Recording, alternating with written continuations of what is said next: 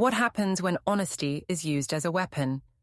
Can one careless confession, meant to prove trust, destroy a luxury wedding, a reputation, and a future?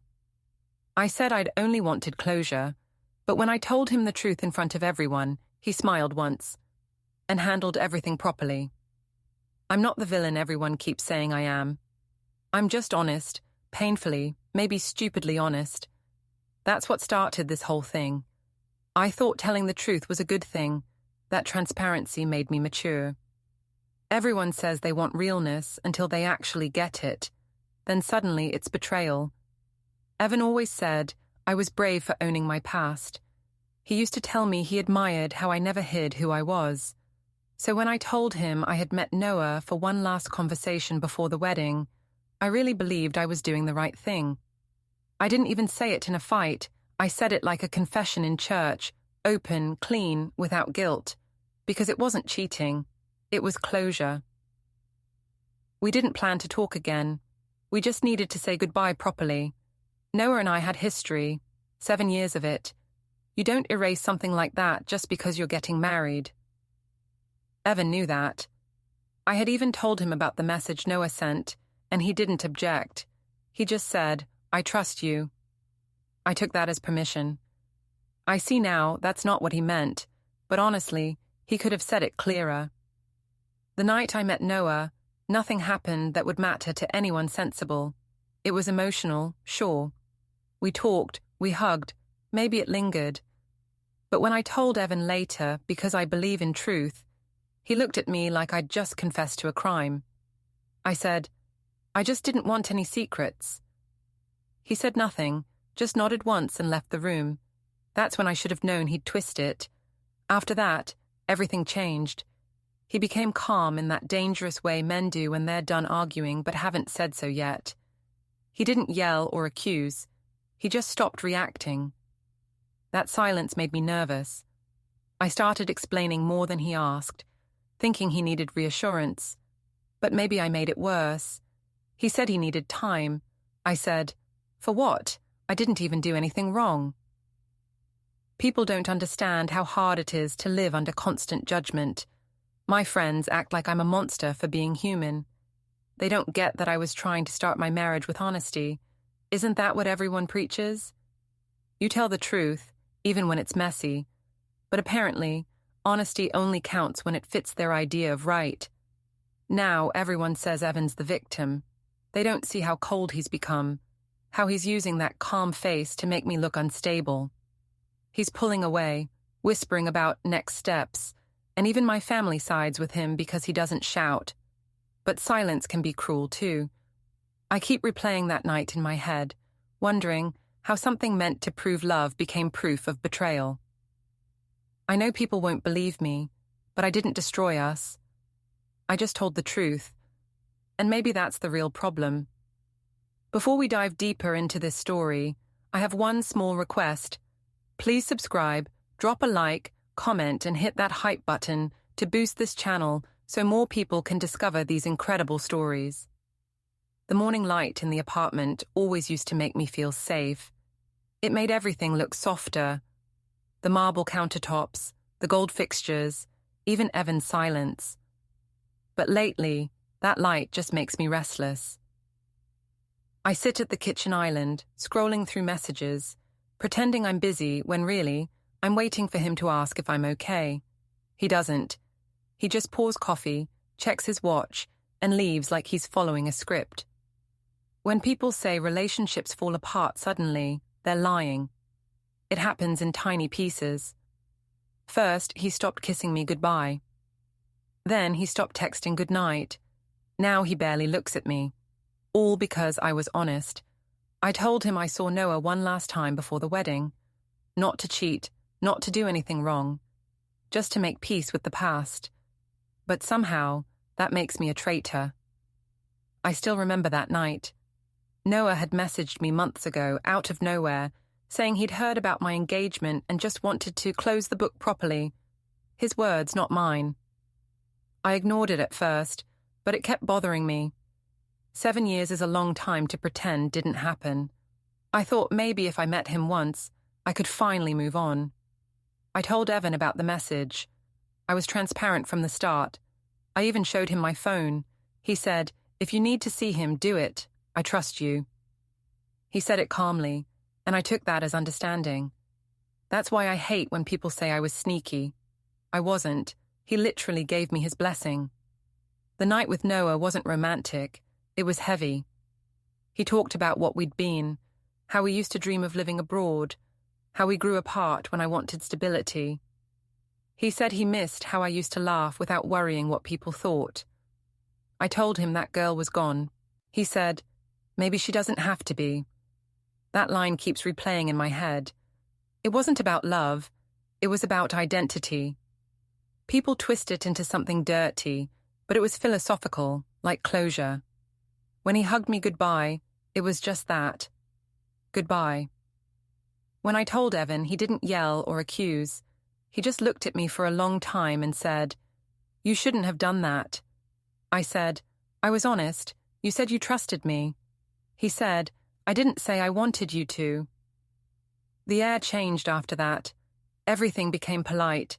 He still slept in our bed but turned away. He still ate dinner but didn't talk. I started making excuses for him to anyone who asked.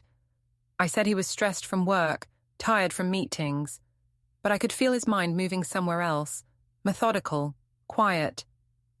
That weekend, Clara came over to help with wedding plans. I told her Evan had been distant, and she said maybe I should give him space. I said, "For what? I didn't do anything wrong." She didn't answer right away, which made me angry. I said, "Don't tell me you're judging me too." She said, "No, I just think maybe he feels replaced." I said, "He's not a child." He knew who I was when he proposed. Later that night, I found Evan sitting in the living room, staring at his laptop. He had a document open, some kind of spreadsheet. When I asked what it was, he said, "Budgets for the wedding." But he closed it too quickly. I laughed and said, "What, are you itemizing my crimes now?" He looked at me and said quietly, "I'm keeping track of what I'm losing." That line bothered me for days. By Monday, things felt heavier. The wedding planner called about final deposits, and I realized Evan hadn't transferred his share yet. When I asked him, he said, "I'll handle my part." The way he said it sounded like something else, like a decision I wasn't part of. That evening, I met Clara for drinks downtown.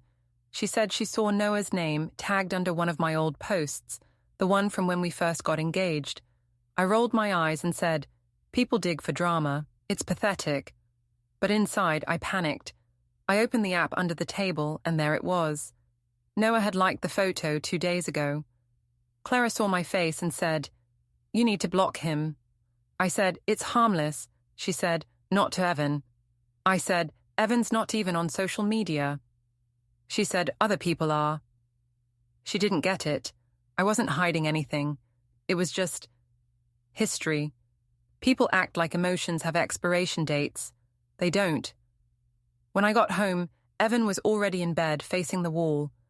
I stood there in the dark for a minute before whispering, "Do you still want to marry me?" He didn't answer. I said it again, louder, still nothing. I told myself he was asleep, but I knew he wasn't.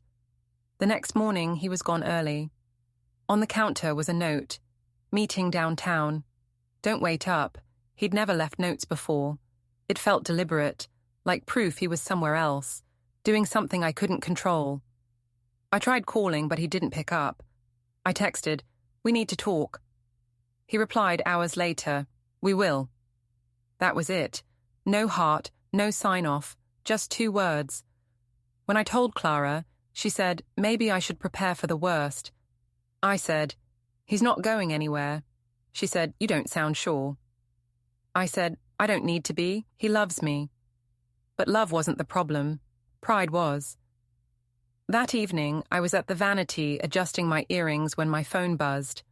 A message preview flashed across the screen from an unknown number. It said, "Does he know about that night?" My chest tightened. I deleted it before opening. I didn't want to see if it was Noah. I told myself it could have been spam, a prank, anything. Still, my hands shook. I looked in the mirror, forced a smile and whispered, "I'm the honest one. He can't punish me for that." Phone buzzes again. Another message preview flashes, this time reading, "He should." I barely slept after that message. By morning, my stomach felt hollow, my head buzzing with what-ifs. I kept telling myself it was nothing, probably Noah being immature again. Still, I deleted all our old messages before Evan woke up, just in case. Not because I was guilty, because I didn't want things misunderstood. Evan came into the kitchen, dressed for work, calm as ever. I asked if he was okay. He said, "I'm fine." That was it. No eye contact. I tried to laugh it off, asked if he'd forgotten we were supposed to meet the florist. He said he'd already called them. It annoyed me. He was taking over tasks that were mine. I said, "You don't trust me to handle it?" He said, "I'm making sure things get done." The tone wasn't harsh, but it felt like a slap. At work, I couldn't focus. Every email looked like it had his name hidden in it. My assistant asked if I was sick. I said I was just tired. Around noon, Clara texted saying we needed to talk. I ignored it. I didn't want another lecture about boundaries or what was inappropriate. Later, as I was reviewing a project file, my coworker Jenna leaned on my desk and smirked. She said someone had tagged me in a rooftop photo from last month, the one with the team and clients after hours. I asked what was funny. She said, "Just thought it was cute Noah was there too." My heart dropped.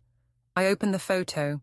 There I was, laughing, a drink in hand, and Noah behind me, half smiling, his arm almost touching mine.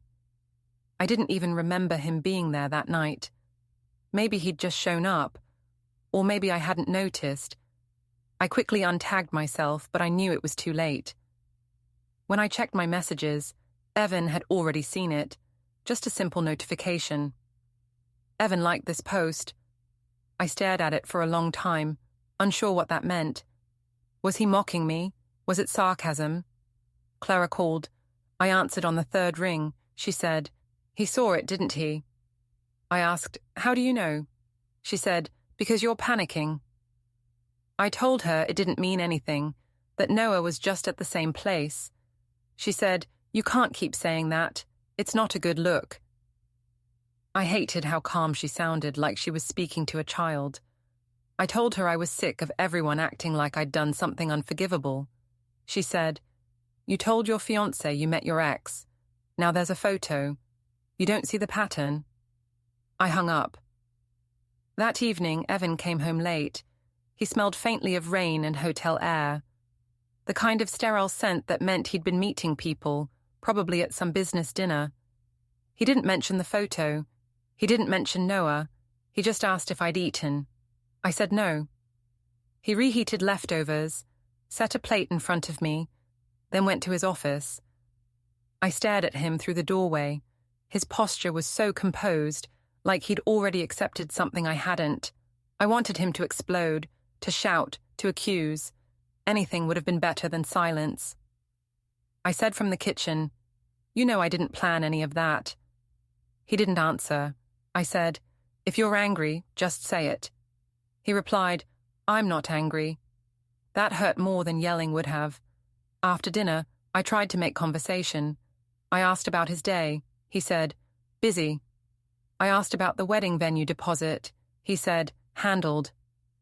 Every word was a door closing. Finally, I snapped, said, "You're not the only one with feelings, you know."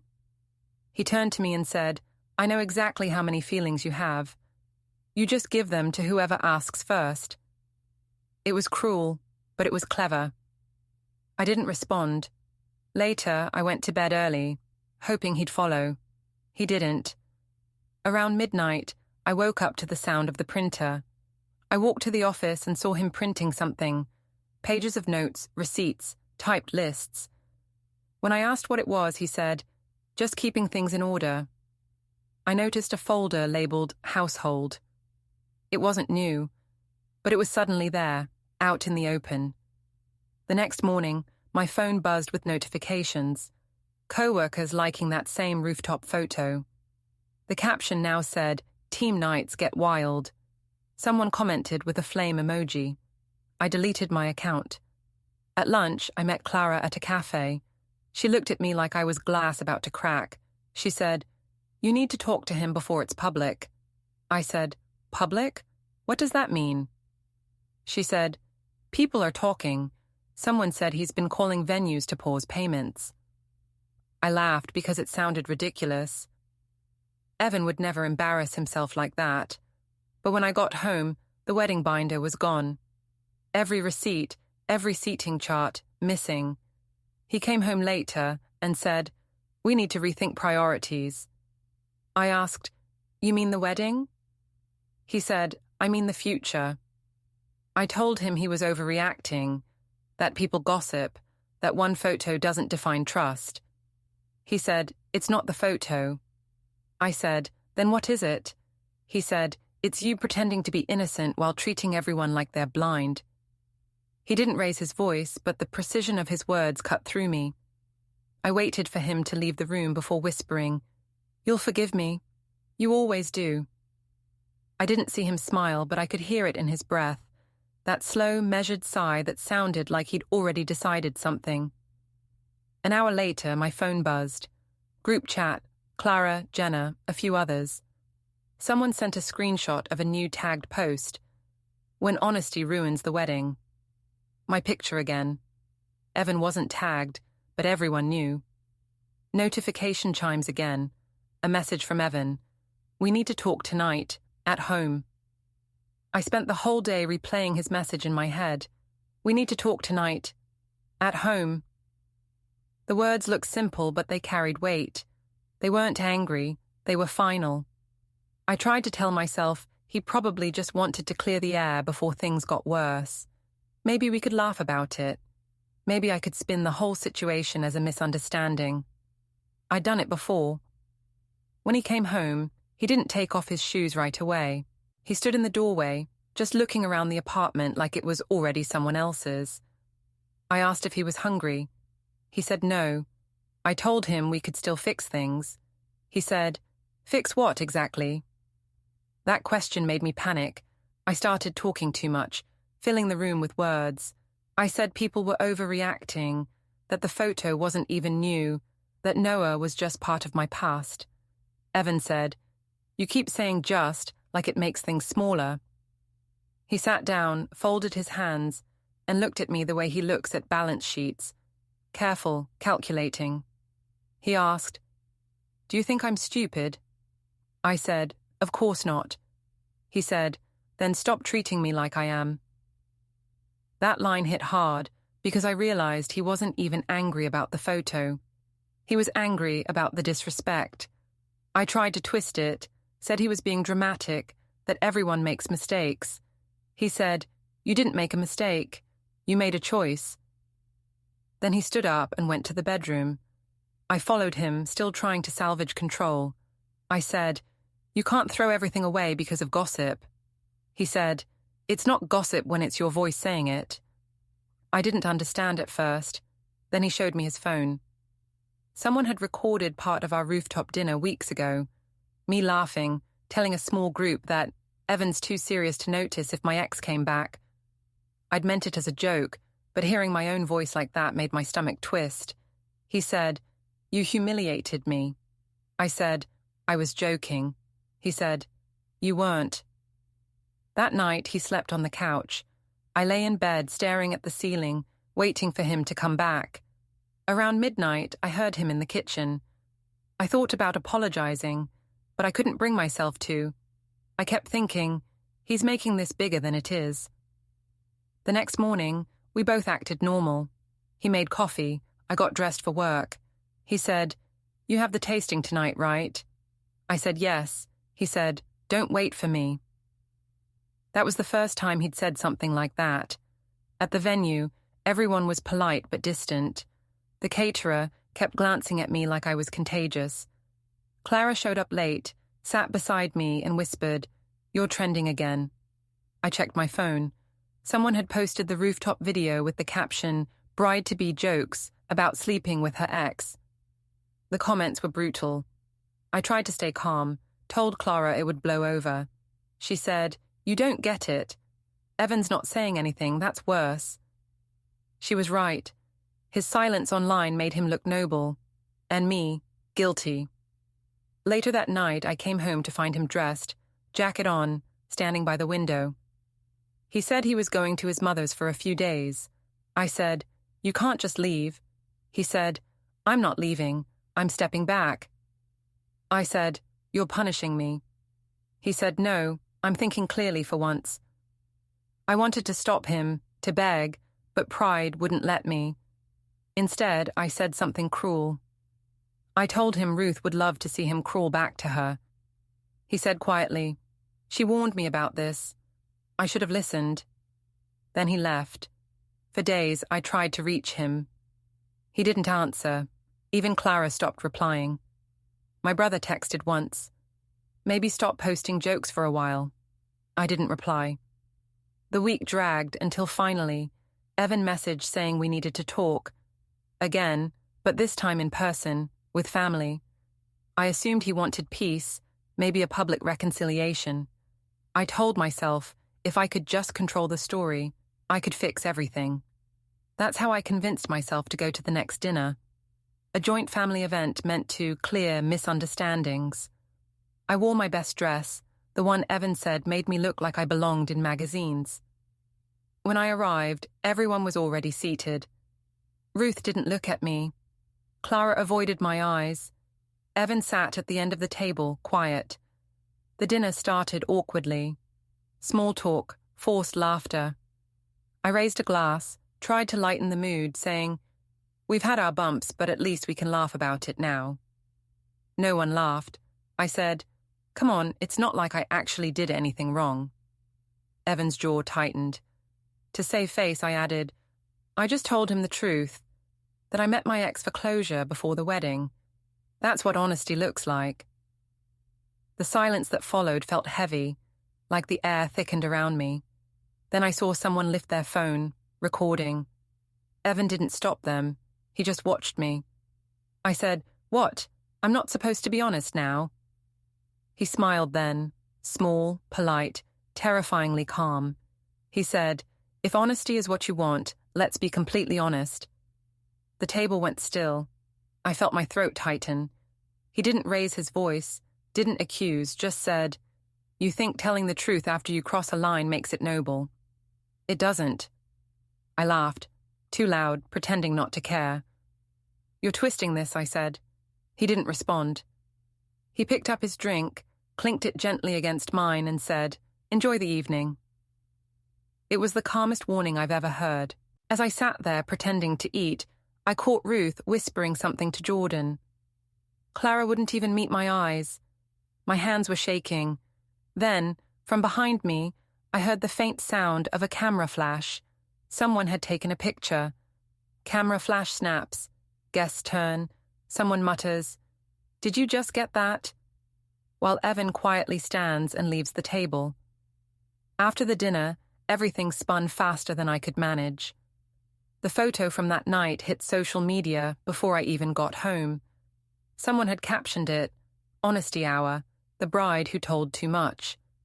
The picture showed me mid-laugh, glass in hand, while Evan's face was turned away. It looked like I was proud of what I'd said. People commented things like, "She looks smug," and "Poor guy." I tried calling Evan. No answer. Texted, "This isn't fair." Still nothing. By morning, the post had been shared dozens of times. My work email filled with subject lines like "media inquiry" and "clarification request." Clara called and told me to stay offline. I said, "You don't get it. I was being real. People want fake couples. We're not that." She sighed and said, "You're making it worse." At noon, my mother called crying. She said Ruth had phoned her asking if I was stable. I snapped, said Ruth loved drama. My mother said, "Evan hasn't said a word about you." That made me pause. Silence again. Always his silence. It scared me more than any insult could. By afternoon, Evan came home for the first time since the dinner. He looked like he hadn't slept, but his shirt was ironed, his tie perfect. I tried to joke, Told him I was officially famous. He said, "You've always wanted attention, now you have it." I told him people were exaggerating, that I didn't mean anything by my words.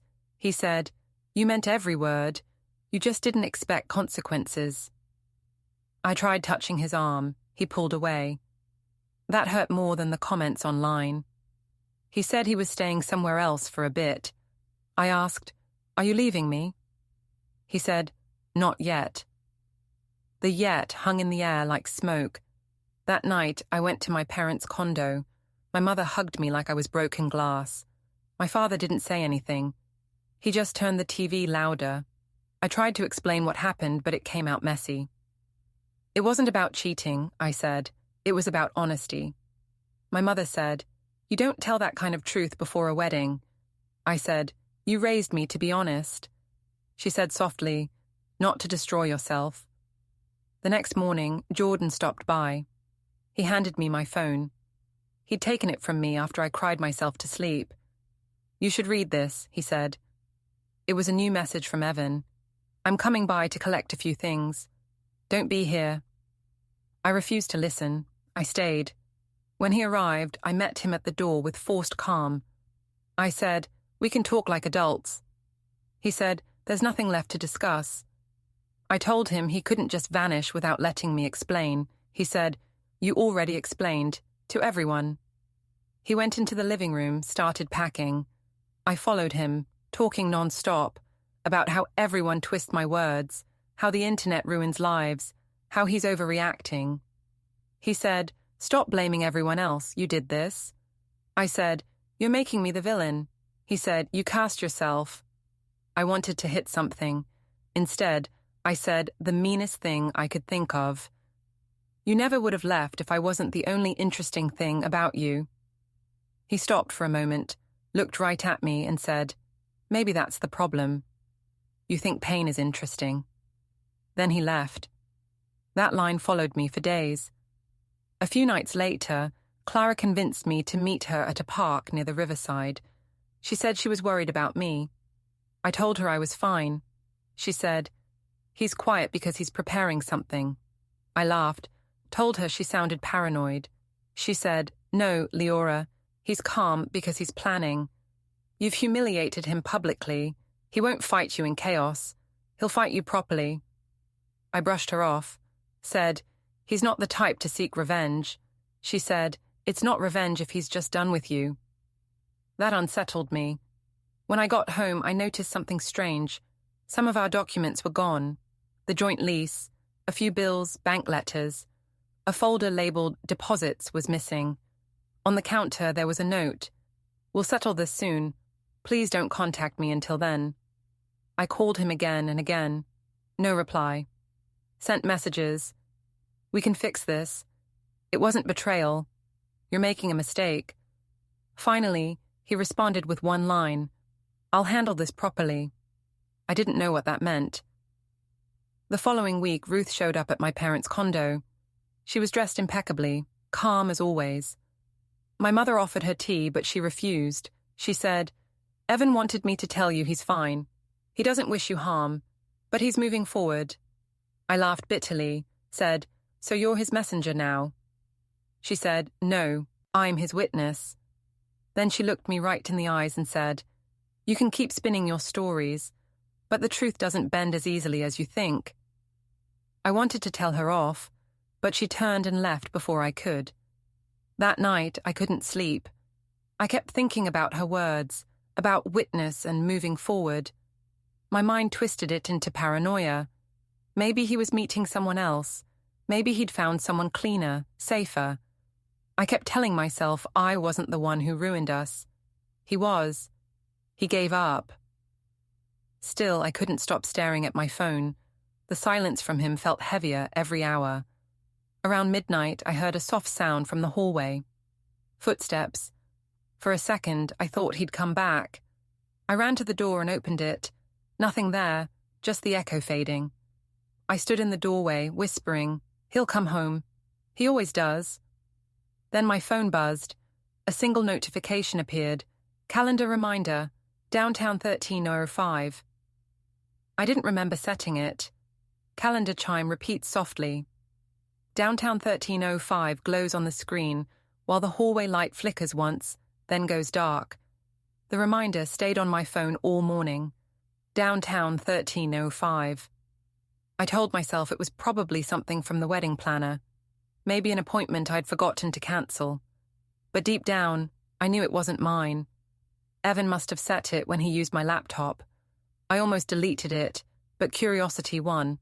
I needed to know what he was doing downtown. By 9, I was pacing the apartment. My mother told me to leave him alone. That space might calm things down. But space had never helped us. I always filled silence with words, fixed problems by talking until he caved. So I told myself this time would be no different. I drove to the city, parked near his building, and sat in the car rehearsing what I'd say. I'd tell him he was being cold, that I didn't deserve punishment for honesty. I'd remind him how much he loved my boldness, how I'd always been upfront. He couldn't end things over one misunderstood sentence. At 10:30, I saw him walk out of the lobby with a man in a dark suit. They shook hands, exchanged a folder, then went separate ways. I waited for him to notice me, but he didn't. He looked focused, almost peaceful. I suddenly felt invisible. When I texted him, he didn't reply, just a read receipt. I told myself he was in a meeting. I drove home shaking, angry at his calmness. Later that day, Clara came over. She looked tired, cautious. She said, "He's not coming back, Leora." I said, "You don't know that." She said, "He's closing accounts. Ruth called the caterer herself." I laughed, said Ruth had always wanted to be the real bride. Clara didn't laugh. She said, "He's protecting himself. That's not spite, that's preparation." I hated that word. Preparation, like I was a storm he saw coming. That evening, I went through the drawers. His side of the desk was almost empty. No chargers, no cufflinks, no watch. He'd even taken the little photo of us from the first vacation. I called his name out loud, like maybe he was still somewhere in the apartment. Nothing answered but my own voice. When my father came to check on me, he said quietly, "You might want to stop waiting." I said, "He wouldn't leave without talking to me." My father said, "Maybe he already has, just not in words you wanted to hear." I spent the next 2 days in denial. I posted old pictures of us, with long captions about forgiveness and love. People commented things like, "Too late now," and "move on." Every word made me angrier. I was the one who'd told the truth. Shouldn't I be the hero? Then a message came from an unknown number.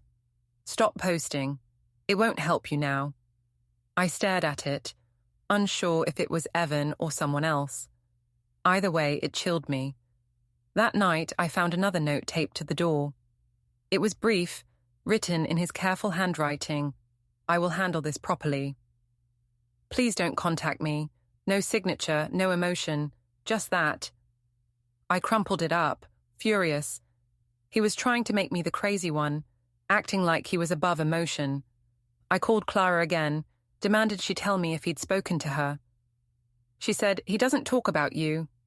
I said, "Then how do you know he's doing something?" She said, "Because he's calm." I told her she sounded just like him. She said softly, "Maybe that's why you hate it." For a while I sat alone at the kitchen table, surrounded by untouched invitations. I imagined the wedding that would never happen. The music, the flowers, the applause. I told myself he'd come back once the noise died down, that we just needed time apart. But then I remembered the way he'd smiled at the dinner. That polite final smile. That wasn't a man waiting for reconciliation. That was someone already gone. Still, I couldn't let go. I needed to see him, to make him see reason. I thought if I showed up, if I spoke calmly for once, he'd remember what we had. I texted him again. "We need to talk properly. No drama." He didn't reply. Hours passed. Evening fell. My phone buzzed once. A voicemail. His voice was quiet, steady. "Leora, this isn't working anymore. I've done what I needed to do. I'll be in touch soon. Don't come to my building. I listened twice, trying to decode his tone. He didn't sound angry. He sounded finished. I threw the phone on the counter, shaking. I told myself he was bluffing, trying to scare me. But then I saw the same calendar reminder again. Downtown 13:05, now moved to tomorrow. I hadn't set it. He had. I whispered to myself, if he thinks I'm going to sit here quietly while he makes decisions about my life, he's wrong. The apartment felt too quiet, too sterile. I looked at my reflection in the glass door. Perfect makeup, hollow eyes. For the first time, I wondered if maybe Clara was right. Maybe this wasn't chaos anymore. Maybe it was order, his order. Phone buzzes softly. Voicemail notification disappears as a new calendar alert appears. Meeting confirmed, downtown 13:05. I showed up downtown anyway, heels clicking on the marble floor of his office tower. He was already there, calm as ever, speaking with a clerk. When he saw me, he didn't flinch. The clerk handed me an envelope. Heavy, official. Petition to dissolve engagement and separate assets. I tried to laugh, said, "You're really doing this?" He said, "It's not revenge, Leora. It's my responsibility." Cameras flashed nearby. Someone caught the moment. My throat tightened. He turned away, saying, "You wanted honesty. This is it." The glass doors slid closed behind him, sealing everything I'd ruined. Don't forget to hit like, subscribe, and turn on the bell so you don't miss the next story. Write in the comments from which city you are watching.